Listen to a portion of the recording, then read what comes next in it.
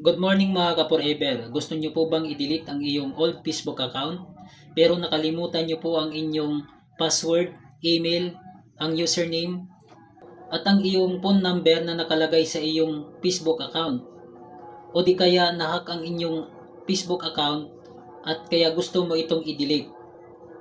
Pero bago ang lahat, pakipindutin ang follow button katabi ng aking pangalan. Tapos na po ba? Ngayon umpisahan po natin. Sundan at panoorin lamang ang gagawin ko. Dito sa ating Facebook account, pindutin lamang po ang search icon na nasa taas. At i-search mo dito ang inyong old Facebook account na gustong i-delete. Ngayon nandito na tayo sa ating Facebook account na gustong i-delete. Nakita nyo yung tatlong toldok na nasa right side. Pindutin po natin. Pag nandito na kayo, pindutin ang report profile.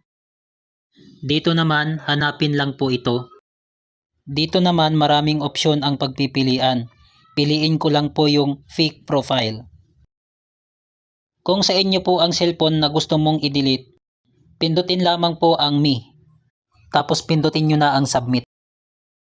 Pero kung sakaling hindi po sa inyo ang account, maaari po kayo ay kamag-anak, gusto nyo pong tulungan siya na ma-delete ang kanyang old account, pindutin lamang po ang someone else.